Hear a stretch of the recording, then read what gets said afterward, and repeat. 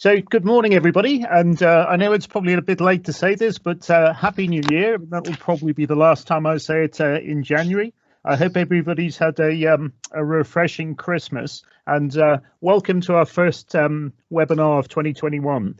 And I'm delighted that we're joined today by Ismena, Deacon of Pinewood Studio Group, and Stephen Kellett of Argent LLP.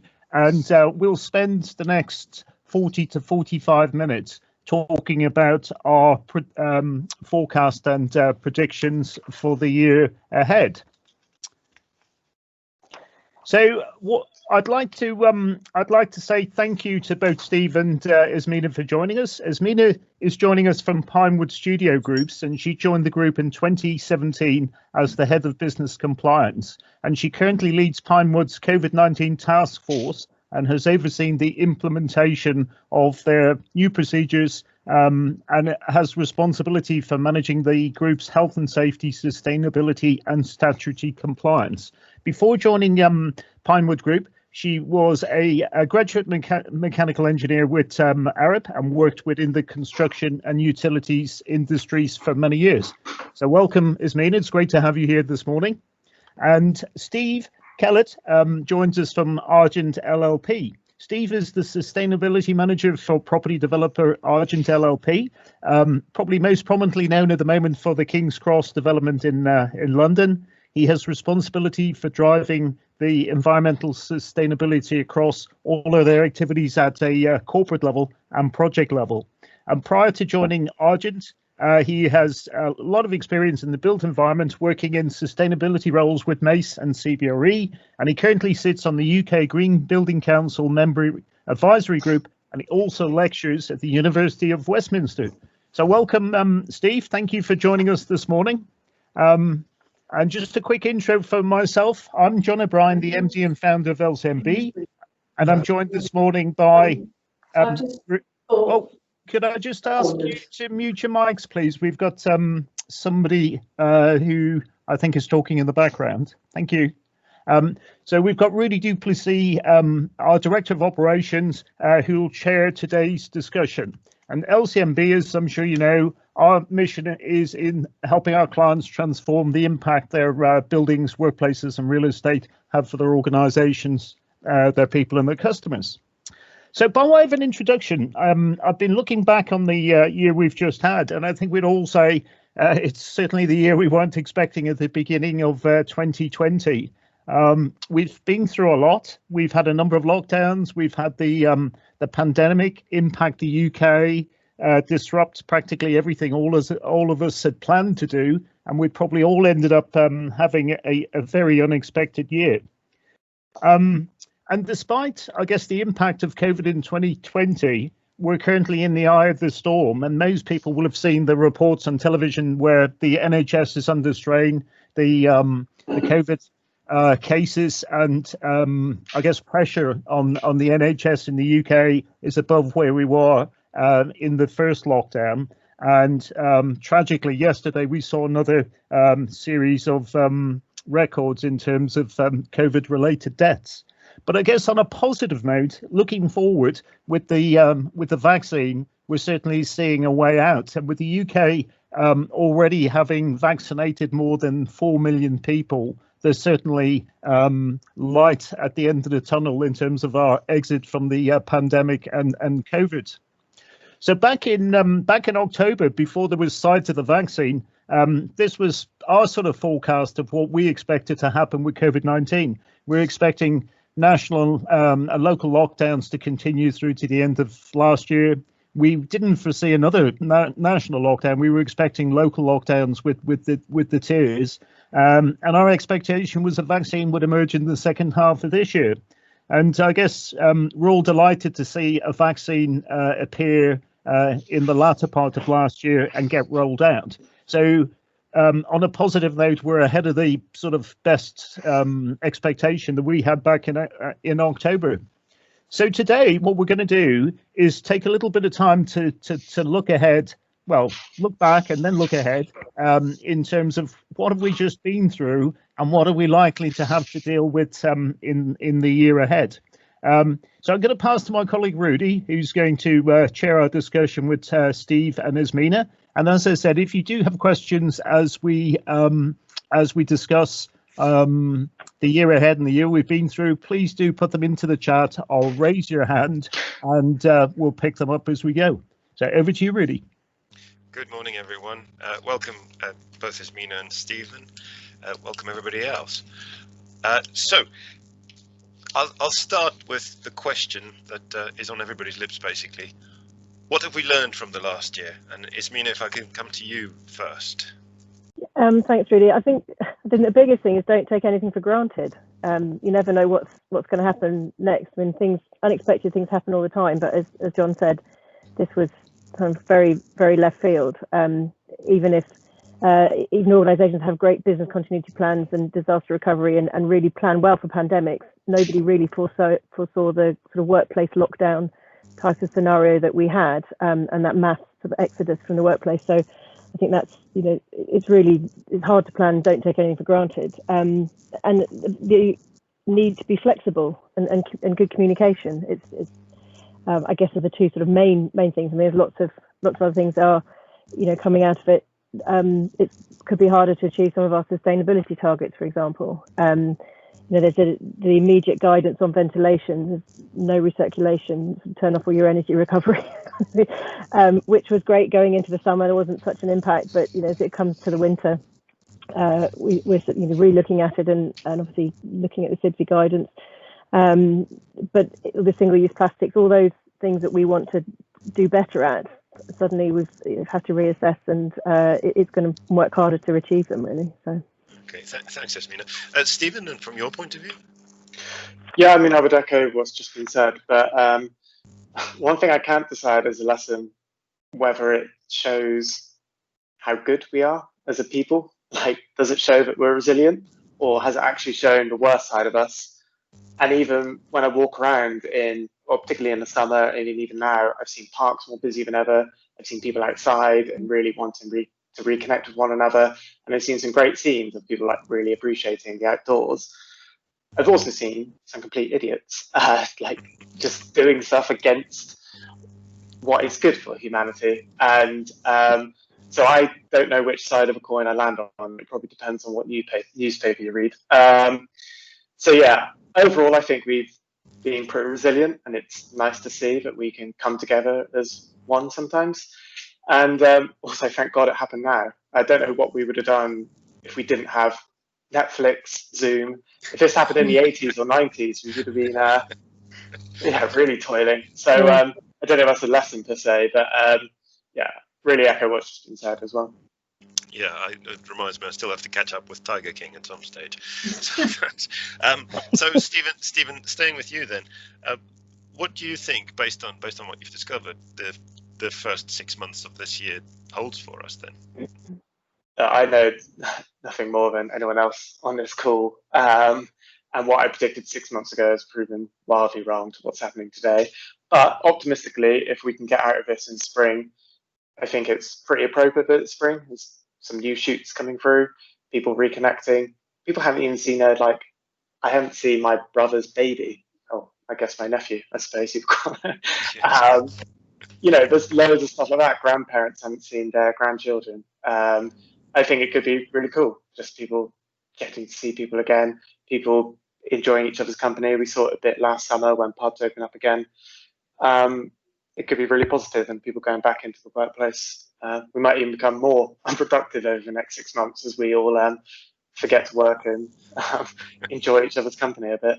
We'll see. I'm positive. You can only, with the vaccine, you just have to hope that, the more at-risk people are less at risk, and hospitals won't be as overloaded, and we can start getting back to normality.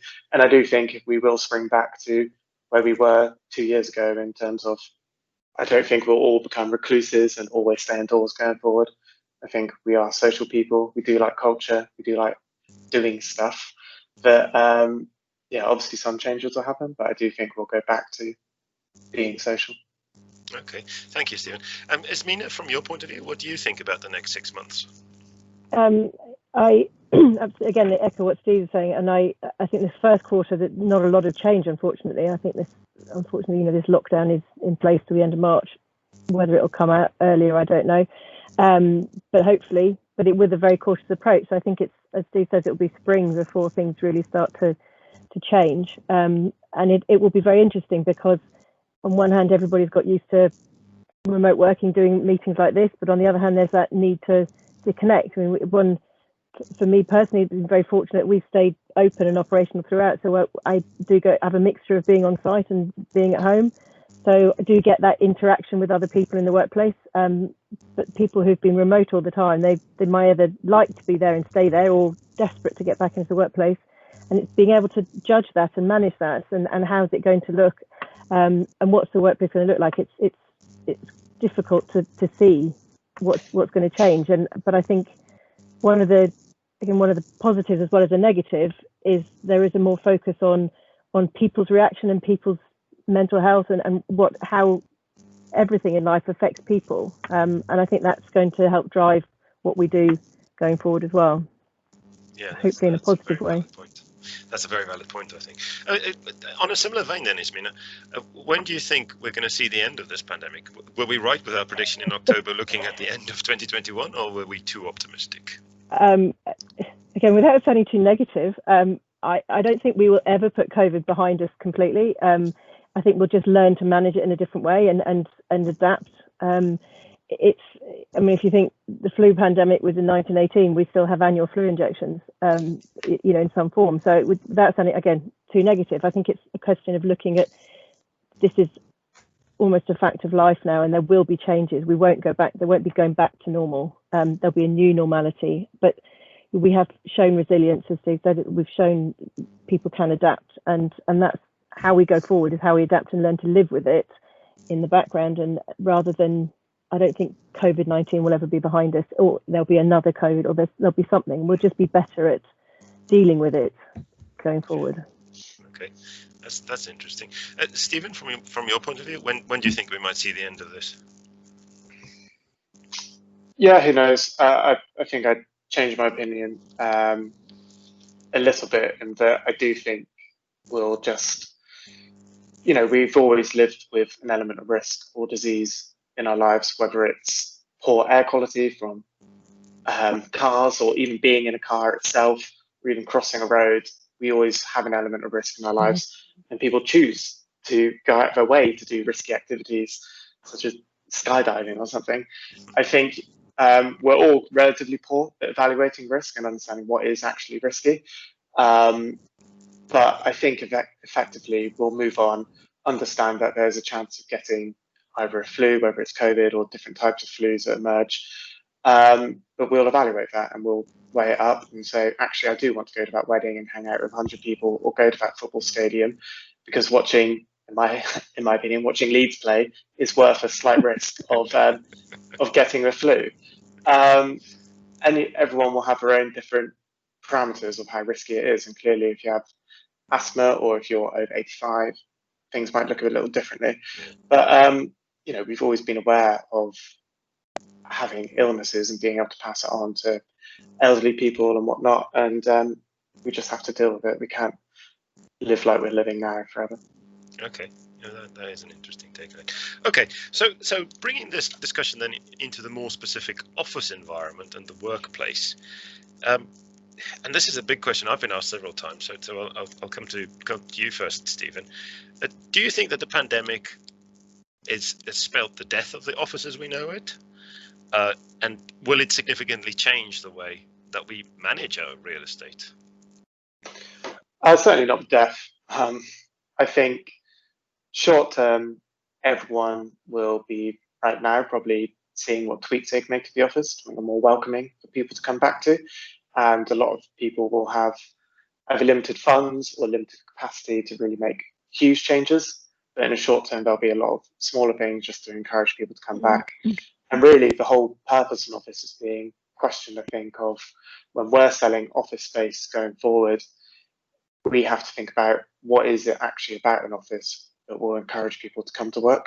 They need to make before it was a default choice to go in the office. Now it's more of an active choice of saying, okay, I've got two options now. Do I work from home or do I work in the office? So it's more of a, you need to have the office as more of a magnet, I suppose. And I think a lot of organisations that we're working with are understanding how can we create that magnet, because I think most people do recognise the value of having those kind of water cooler conversations and sharing ideas.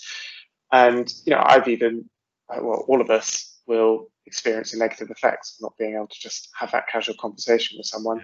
Before this call, I probably would have gone up to a colleague and said, by the way, I'm going on this call in a second discussing the impact of workplace and COVID. It seems a bit arrogant of me to pick up a phone to someone and bring it up, because you can't just bring up stuff casually on the phone or through a Teams like instant message. But you can, you know, just in the kitchen, just discuss your life a bit more. And I think those interactions are invaluable. So I don't think it would be the death of office. I think there's far too many incentives by organisations to ensure their workplace is attractive. But I think rather than, at the moment, we've been trying to cram people in, well, not us, our tenants, I suppose, cramming people into one person for every 6 meters squared. We might go back to doubling that maybe, and having a lot more flexible spaces and having far more breakouts, and not having to be in the office 9 to 5. You might go in just for 3 hours and go back home, or you might have more satellite offices. On a super pragmatic and not big picture level, I don't know how we're going to handle half the people being in a meeting in person, half the meeting being there virtually. Those meetings never work. And trying to get everyone to coordinate to all come in the office at a similar time is going to be a nightmare. And I think this has taught us that a load of meetings can just happen virtually, and they're perfectly effective. So yeah, I don't know how we're going to balance everyone's, for want of a better term, selfish needs with everyone else's in terms of whether it's virtual or in person. Okay, thank you. Ismena, obviously your workplace and offering is a very unique setup. So how do you think it's going to go? Again, particularly for what we do, there is just an increasing demand, and that's which is great. But there is a sort of bigger space need because of the, like Steve referred to, the other areas, sort of breakout spaces, other things, rather than just cramming everybody in. You have to take a view on the sort of proximity of people and ventilation requirements, those kind of things that have become factors during the pandemic. I don't think are going to go away, and absolutely agree with Steve. The sort of doubling of the density of people is likely, and I think and also the challenge of meetings. And we have people on site, we have people remote, and we do those meetings where half the people are remote, but you end up with 3 people in the same room but on Teams and playing mute tennis, so you don't get feedback, and it's a different dynamic. But that people being able to interact and just you find out so much more about what's going on just by being in the office and overhearing a conversation that you don't do remotely. So I think it's getting that balance. And I think at the beginning there was a sort of reaction to how we do this and how we change and how we make our places secure. And going forward, we've got a bit more time now to have a think about how to adapt it for the long term, how to create better well-being in spaces. I think that's going to be a big factor that hasn't maybe been considered before. Sort of outdoor spaces, breakout spaces, coffee shops, those support things, and I mean, maybe even go as far as just thinking completely out of the box. If people are wanting to move away from less densely populated areas, they may not needing to commute on such a regular basis every day into the office. They may move further away and come in for a couple of days a week. Could the workplace be a combination of overnight accommodation and office, so that you have that ability to live more remotely and just come in for a shorter time? So there's all sorts of changes that could happen, which we'd have to look as an opportunity. No, that's fantastic. That's very interesting. So you've both mentioned the challenge of meetings and the challenge of connection, I suppose. Let's count that as one sort of issue. What other 2 top challenges do you foresee within the workplace as a result of COVID? Ismena, come to you first. I think in the immediate coming back, and we've been on site and operating. So in terms of things like just basic stuff like Legionella management and that kind of thing, we've been doing that because we've been occupied, and But I think a lot of spaces that haven't been occupied, that is a challenge to get those, make sure that they're back up and they're safe for people to come back into, and managing that that transition back into the workplace, and making sure that it is safe from a building point of view, because they've been empty, because they've been underused. Their buildings are better when they're occupied and when they're used. So that's kind of one challenge, if you like. And I think it's that the unknown as well. We don't know yet. We're pinning our hopes on the vaccine. We don't know how that mass vaccination program is going to affect business continuity in the future. One of the challenges now is not necessarily people having COVID, it's the amount of people who are self-isolating because of COVID. And when you have a workforce that have to be on site to keep the place running, that's, it's juggling all the time, which you can manage, but it's another challenge to keep that going. So thank you. Stephen, from your point of view? Yeah, I think it's just a lack of certainty, either in the short term or long term. People only make big investment decisions on real estate if they know what their workforce is going to look like in 5 to 10 years' time. You're not going to take out a 10-year lease if you don't know whether that office is going to be 50 people or 2,000 people. And there's ways around it. And I think flexibility is going to be the key. Of if you do have 10,000 meters squared or 100,000 meters squared, you don't just fill it assuming what that office will look like. You have to have lots of partition walls or flexible meeting spaces that could be either used for 10 people or 2 people, plenty of phone booths. But again, I think that opens up opportunity, and I think it's about flexibility and ensuring that people, whoever look after real estate budgets, don't see this as an opportunity to slash it down because you don't need as much space, but instead kind of ring fence those budgets, and then reallocate them into entertaining your staff or even paying for them to stay at night somewhere, and just see it as, rather than a real estate budget, but an employee satisfaction budget, I suppose. Clearly, if your business is really plummeting because of COVID or otherwise, then ignore what I just said. But if it's doing all right, don't see this as an opportunity to cut your real estate budgets, but instead reallocate it. Okay, well, that brings us nicely onto my next question then, in terms of what opportunities there might be as a result of the pandemic. So Stephen, do you want to pick that one up first? Yeah, just use pandemic as an excuse to justify anything. Like anything you can put through your budget and just say it's because of COVID, whether it's a new air handling unit, a new coffee machine, new carpet, just everything you've ever wanted in your building. If you manage building, or if you're a facilities manager, every facility you manage, just use COVID as justification. Just say it will make people happier or safer.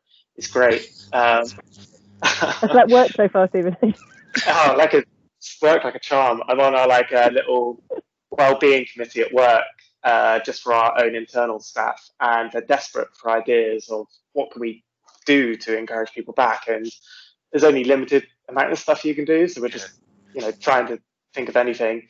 And then equally outside of that, in terms of our offices design, the design of our offices or workspaces going forward for potential tenants, you could just anything around health and wellbeing. Now we've got some university grant funding on what we're doing at our new master plan development, and there's a lot of interest, and rightfully so, in health and wellbeing. And I think for me as well, in sustainability around net zero carbon, I think it's all everyone's excited to do something a bit different. Okay, I have 2 observations on the back of that. One is it's great to hear that you're being positive and you're using it as an opportunity. And 2 is you must have a much more approachable finance director than I do. So Ismena, from your point of view, what do you think the opportunities are? Well, again, I think the whole creating a better wellbeing space in workplaces is certainly an opportunity. And I think while there's been a challenge this year with our energy and use, and although overall it's gone down, but just sort of ongoing going forward, there's a sort of selling points for better controls, for touchless, to things like we're spending quite a lot. Well, we're not a lot extra. We obviously increased our cleaning regime, so we have cleaners going around at least 3 times a day, cleaning every light switch, every touch point, every handle. So there's an opportunity for better controls, which brings in better energy, will lower the energy use because you are not touching things. People can't leave things on. You're taking out of human control, if you like. So, I mean, that's quite a specific thing, but you can balance off budgets against, if you don't have just an unlimited budget, you can balance off one thing against the other. But it's an opportunity to look at things differently and reassess and kind of get rid of some of the old, outdated ways of thinking and look again. But better communications. Obviously, we as Stephen said, it's good time that we've started this in 2020 rather than even into 2010. Even yes. I mean, it was our Pinewood had rolled out Teams started in December 19, which was fortunate. Everybody was on Teams already. That was just fortunate. We already had that connectivity, but it wasn't long before the pandemic hit. So smart spaces, that kind of thing, becomes not just a nice to have, but almost an essential to have. So that's an opportunity there. Yeah. Okay. Technology opportunities, really. Yeah, technology interest. That's very interesting. So from a point of view in terms of changes that you might see as COVID, and I kind of combined with that, what would your advice be for anyone having to deal with the challenges of COVID? And Ismena, if I can come to you first, so just to summarize, the biggest challenges in real estate and so forth as a result of COVID, and then your advice as well. I think flexibility we've mentioned a number of times. I think that is really the key, to be able to be flexible, which, as Stephen said, carries challenges, being able to plan and know what you need, but spaces that can be flexible, that it's can be a workspace, can be a breakout space, can be a meeting space. So that's sort of a change, or an area where everybody can get together, even if they're not get together in their working environment. You have more social time. I think one of the things maybe going forward that might change, looking at, so obviously in my role, we look at compliance and statutory issue, looking at legislation. One of the things that most companies only report on now is their scope 1 and 2 carbon emissions. Working at home isn't taking account of any sort of energy use. If a company is really reducing their workplace environment and their footprint, they're going to drop off their carbon footprint quite dramatically, yet actually their workforce are using carbon. So do we capture some of those scope 3 emissions, and should that be made mandatory? That's just thoughts, really. I'm not suggesting one way or the other. It's just but now we have smart meters at home. Generally, that's possibly more feasible for our carbon reporting. I think there'll be changes there, and changes in ventilation standards. After every sort of major event like a fire or a flood, people look at the standards and regulations and say, what could we have been done differently? And so I'm sure there's people looking at all our codes and standards and saying, well, should we actually not just talk about it, but should we change it so it becomes mandatory for future developments or changing? And how will those new standards fit into the net carbon zero targets? Okay. But as we've talked, sorry, I just want to say, looking forward, a bit of advice is that, find the opportunity in the challenge, as we're all saying, that there are opportunities. Okay, that flows nicely into a question that we've just had on the text from John, asking, as more people work from home, what are the challenges around occupational health and safety with a home workspace? And again, some companies would say, well, you're at home, you're not in the workplace, you do what you like. But there is a responsibility if people are working at home on a regular basis to make sure that their workstation is set up right. Not everybody does do that. And even when you have the advice and you've gone through and you've got your right chair, your right workstation, it's set up nicely, you're not just sitting on the sofa with your feet on the coffee table. The way we're working I can find I'm on Teams meetings for 4 hours straight and I haven't stood up. And that's not good. Even if you've got the right setup and the right chair and everything's lighting right, everything's right. You're looking at a screen, you're in one place, you're not moving. There's a lot less moving around. When you're in the workplace, you get up much more often, you meet people, you go to a different meeting, you go to a different building. So that is a challenge that companies have to realise they do have a responsibility in that sense as well, and can't just say, well, you're not in the workplace, we're not dealing with that. Okay, Thank you for that. Stephen, if I come to you and back to the original question, then what do you think is the biggest changes that we might see as a result of COVID? I don't think it's a change, but it's actually going back to what is good placemaking. So this is a bit beyond just the office workspace, but more about just city making in general. And it's what we specialize in is master planning areas and understanding what makes a good city. And I think a lot of people are coalescing around this idea of a 15-minute city, where particularly Mayor Hidalgo in Paris kind of championed it a few years ago. And it's the idea that you can get all of your amenities within a 15-minute walk of your home, whether that's your shopping, whether it's going to your workplace, whether it's going and getting your keys fitted or your clothes washed or where you live. And it's what we've been doing at King's Cross for the last 20 years and what we've always been doing. And it's what urban designers have always understood to be good placemaking, is to make areas mixed use for different types of people, different types of businesses. And we've been doing this for centuries. If you go into an old town in a city, it's mixed use. It's got a bit of everything. It's got liveliness. It's got a good environment. But because of the car over the last 70 years, we've completely moved away from that and had offices in suburbia somewhere. You live 100 miles away. You get in your car in a traffic jam for 2 hours a day, and it's madness. So really, this is making people realize that actually having stuff within your local vicinity is of benefit, and it plays into what we do in terms of creating these mixed-use places and creating an environment where you can live, work, and play. And I hope that's one of the changes that will come of this. People realizing that they can stay local, they can work in a smaller place. They don't need to go to the head office 2 hours away with 5,000 other people. It can be a bit more flexible. There's also the other drive of a lot more people moving away from the cities into the countryside, into the middle of nowhere. And I'm not sure which kind of approach will win out, and I'm sure it'll be a bit of both. But yeah, whether it's in just the specific office or the space around the office, I'm hoping we can just go back to good placemaking principles of what makes a great place to live or work in. We'll see though. Okay, that's very interesting. Thank you. And then finally for you, Stephen, what would your one bit of advice for our audience be? Firstly, not listen to any advice from me. I guess just use this as an opportunity to do something innovative. Like, as I kind of flippantly said earlier, use this as an excuse to justify budgets in anything. But genuinely, people are looking for innovation, looking to do things differently. And if it's not now, it's never going to happen.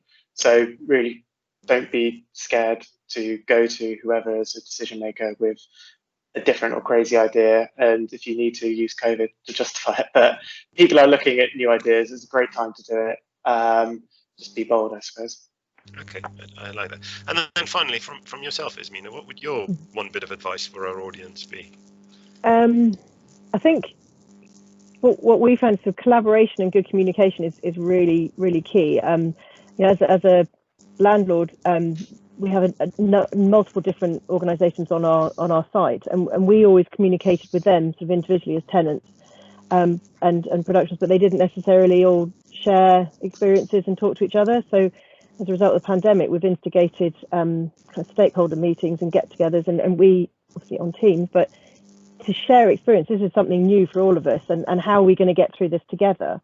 And that's been phenomenal, actually. And you kind of think, well, why didn't we do this 20 years ago? Why have we always kept it so siloed? But people are actually willing to share and go through something together, and we want to keep that going afterwards. So that collaboration and good communication is vital, particularly when not everybody reads the true source of information. There's a lot of information out there, and not everybody gets hold of the facts. So you need to make sure you're following the right bit of information. So that's very important. Alternative facts, as they call it in America. Yeah. Okay.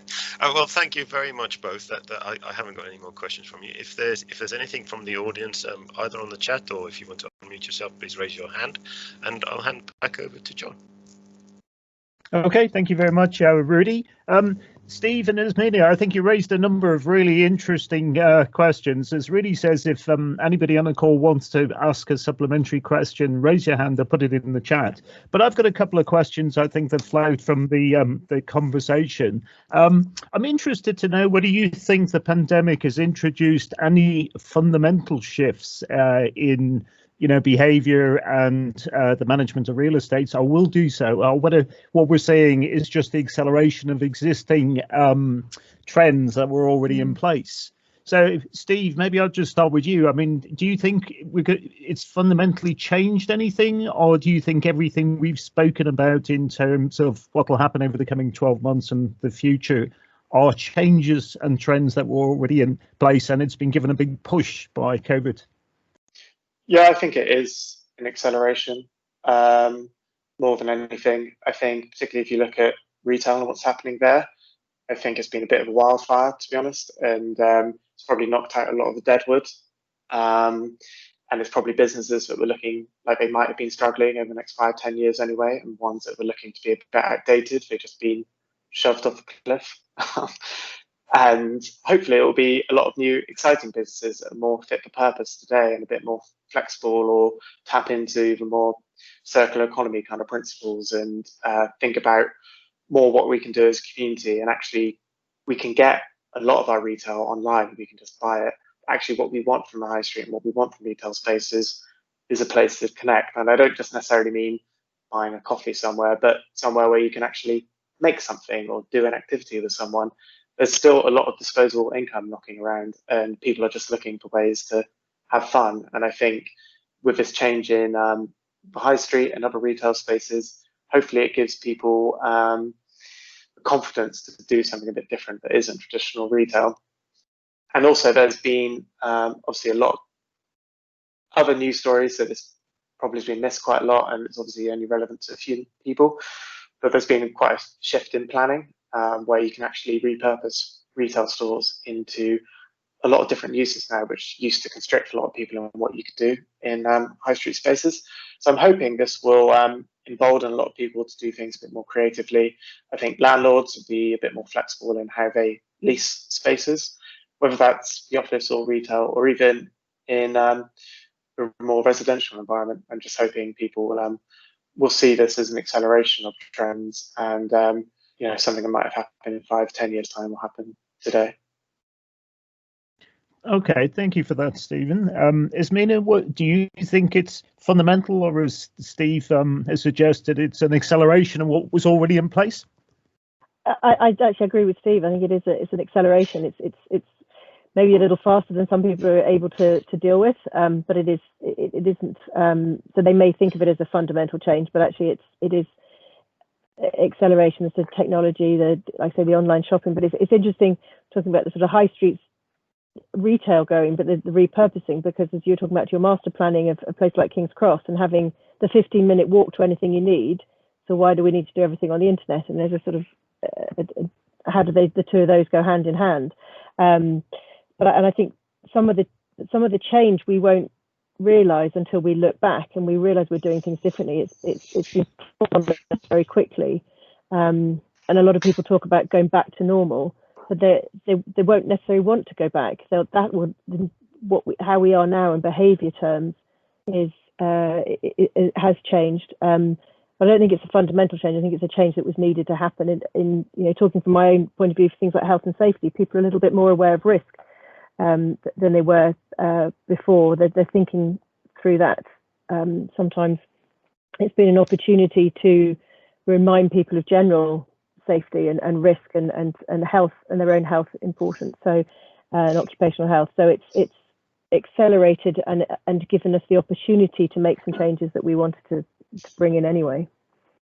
Okay, thank you. And Ismena, another question. Both yourself and Steve suggested that there'd be more emphasis going forward in terms of perhaps design and operation for well-being, for employee experience, creating a sort of reason to be in the workplace rather than elsewhere, and perhaps thinking about the impact that our workplaces have on us as individuals in terms of our performance, our well-being, our productivity, our mental health.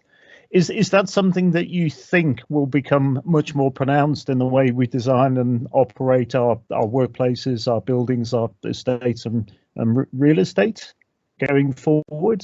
So starting with you, Ismena, what are your thoughts on that?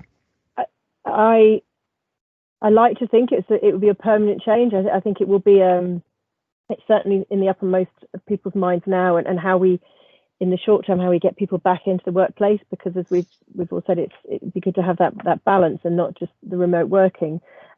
Whether that's a long-lasting change depends on the type of developments that are available, type of real estate, and actually coming back to the money. There's sort of I think it's great to hear they won't just get it through the budget because it's COVID season, but I think sometimes in reality that's not quite so much the case. Something else will have to drop off. There isn't an unlimited supply of money, so there may be changes brought in, but if we're not careful, they could be forgotten, and we could slip back into not such great spaces for well-being. Okay, thank you. And Stephen, what do you think? Yeah, just to add another idea to what has been said, it'd be interesting to know if people stop working 5 days a week and actually realise that there's other things to do in life, and maybe do 3 or 4 days a week and not have money as the only influencer on their decision making. And of a trend that hasn't even started yet, but maybe this could introduce something more around universal basic income, which I think will help towards a lot of job losses as we automate things a lot more, or even retail jobs start to disappear and other kind of jobs. So maybe this could start more of a revolution of people working a bit more flexibly, and will help with the predicted job losses in the future. And this could help spark it by people working more remotely in places where closer to their families, or wherever they want to live, rather than be determined by where the office is. But yeah, I don't know the likelihood of that happening. Okay, thank you, Steve. So I'm just going to, I guess, try and pull together some of the summaries, summarise some of the points that Ismena and Steve made. If there's any final questions from the people on the call, please raise your hand. I'll put them in the chat. So I really liked your recommendations, your advice to be bold and collaborate. I think that's something that we can all take forward into 2021. Be bold, utilize the opportunity that COVID's given us, and collaborate, and think about, I guess, how we create workplaces which are safe, secure, COVID secure, and perhaps anticipate the future needs. And your idea, Ismena, of perhaps workplaces incorporating overnight accommodation, I think is a really interesting one. Perhaps when we need to start reimagining how our workplaces accommodate the experience that the people who work in our organisations will need as a change in their lifestyles in response to the pandemic. So I can't see any hands raised or any further questions. So I'm going to close us out and say thank you very much to Ismena and Stephen for giving us your time this morning. I'm sure, like everybody else on the call, I really enjoyed the insights that you've given us. You're both from very different organisations and businesses, but it sounds like we've got some consistent themes that we've had to manage over the last 12 months and will have to manage going forward. So thank you again for giving us your time this morning. Those on the call, you can download guidance on COVID secure workplaces, some tips on productive workplaces, etc. from our website as usual, and the details are in the slide pack when they're issued. And a date for your diary. Our next webinar is 11 a.m. Thursday the 25th, when we start looking at how to make workplaces and buildings safer, healthier, more productive in 2021. I guess building on some of the points that came through in the conversation. So it's I just want to say once again, thank you to Steve and Ismena for joining us this morning and giving us the benefit of their reflections on last year and forecast and insights for the year ahead. And just to say to everybody, stay safe. We're nearly at the end of the COVID tunnel. We just need to ensure that we ensure that we're safe, our people are safe, and we'll get out of this at some stage this year. thank you for joining us this morning, and goodbye. Thanks, everyone.